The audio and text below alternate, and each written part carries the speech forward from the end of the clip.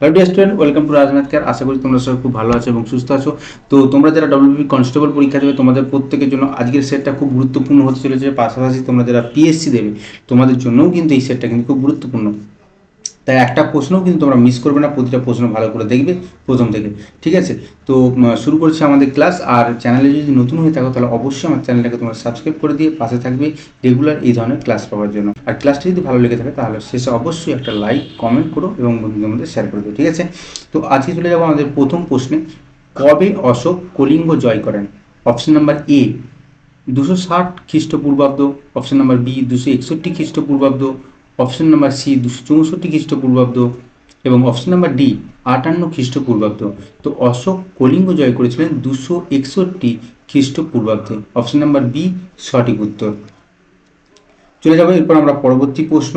2 নম্বর প্রশ্ন দেখে নেব। 2 নম্বর প্রশ্ন কি বলছে? এক ফোঁটা অশ্রুর বরফ, এ ফ্রোজেন টিয়ার ড্রপ কোন সৌধ সম্পর্কে বলা হয়?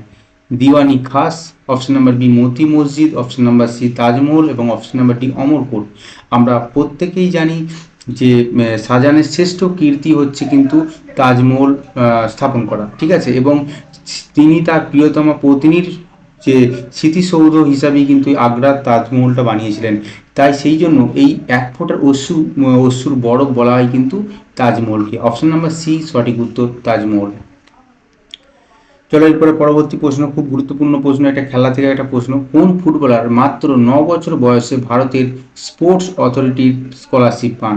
কোন footballer? Option number A Baichung Bhutia, option number B Vijayan, option number C Ancheri এবং অপশন নাম্বার ডি দীপেন্দু। তো সঠিক উত্তর হয়ে যাবে option number A Baichung Bhutia. পরবর্তী প্রশ্ন দেখো, 4 নম্বর প্রশ্ন কি বলছে?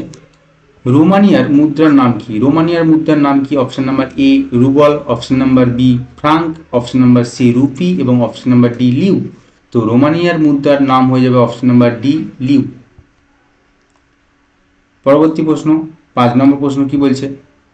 কার হাত ধরে ভক্তি আন্দোলনের সূত্রপাত হয়?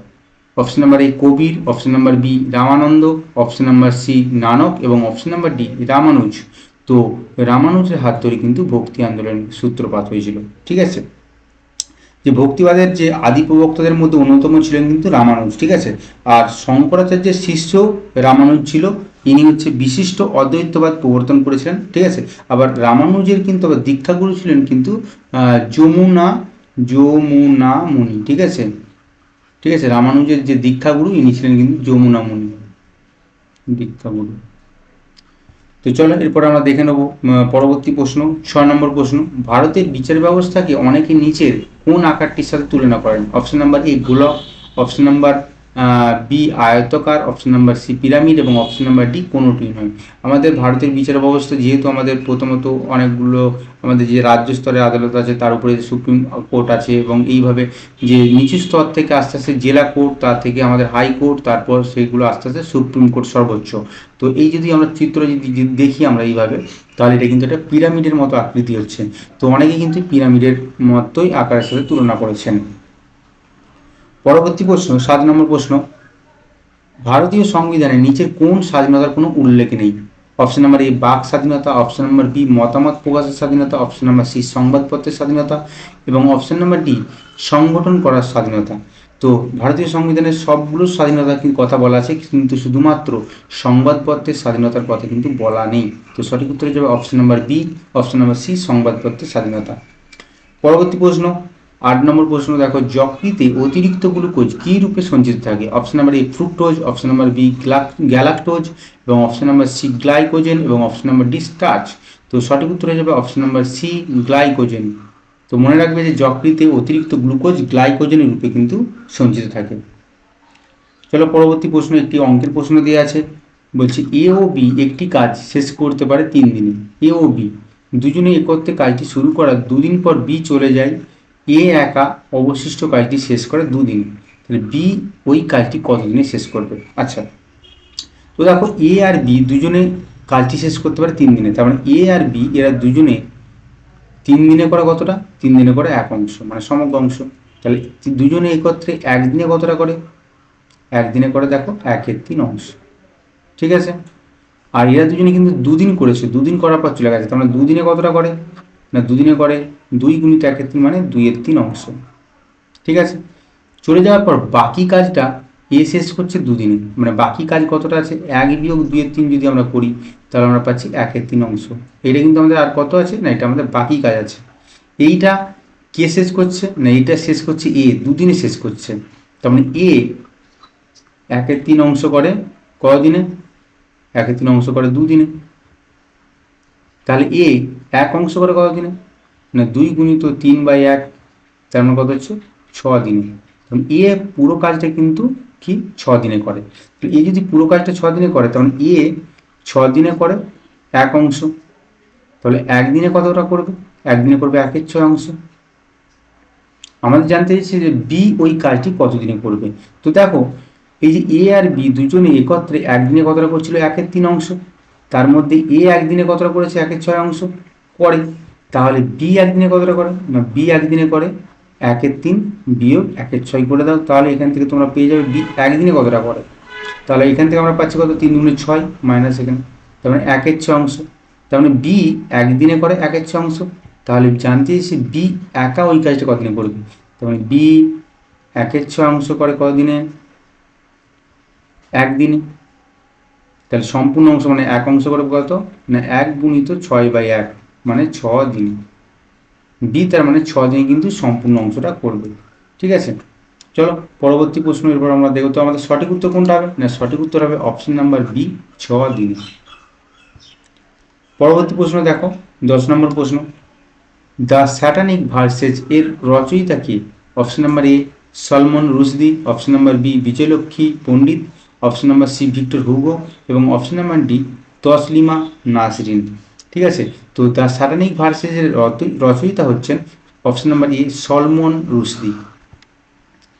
তারপরে পরবর্তী প্রশ্ন দেখো 11 নম্বর প্রশ্ন কি বলছে, কে প্রথম র্যাপিড চেসে 2800-রও বেশি পয়েন্ট পান। Option number A Suryashekhar Ganguly, option number B Dibyendu Barua, option number C Viswanathan Anand এবং option number D Milkha Singh. তো আমরা সবাই জানি যে বিশ্বনাথন আনন্দ কিন্তু এই দাবা খেলার সঙ্গে জড়িত এবং মানে দাবা খেলার সাথে সম্পর্কযুক্ত, এবং এই বিশ্বনাথ আনন্দই কিন্তু প্রথম কিন্তু চেসেতে র্যাপিড চেসে 2800-র বেশি পয়েন্ট পেয়েছিল। তো সঠিক উত্তর হয়ে যাবে অপশন নাম্বার সি বিশ্বনাথ আনন্দ। ঠিক আছে, তো চলে যাবো তারপর পরবর্তী প্রশ্ন। পরবর্তী দেখো 12 নম্বর প্রশ্ন কি বলছে, ফল ইজ টু কুঁড়ি তাহলে গাছ ইজ টু কী হবে। তো ফল আমরা কি জানি কুঁড়ি থেকে ফল হয়, তাহলে গাছ কি থেকে হবে, গাছ বীজ থেকে হবে। ঠিক আছে, তো এখানে যে বীজ ফুল পাতা কাণ্ড, তার মধ্যে সঠিক উত্তর হয়ে যাবে অপশন নাম্বার এ বীজ। পরবর্তী প্রশ্ন দেখো 13 নম্বর প্রশ্ন, উদ্ভিদে বাষ্পমোচন বৃদ্ধি পায় কখন। অপশন নাম্বার এ শুষ্কতা বাড়লে, অপশন নাম্বার বি জল সরবরাহ বাড়লে, অপশন নাম্বার সি আর্দ্রতা বাড়লে এবং অপশন নাম্বার ডি পুষ্টিকর পদার্থ বাড়লে।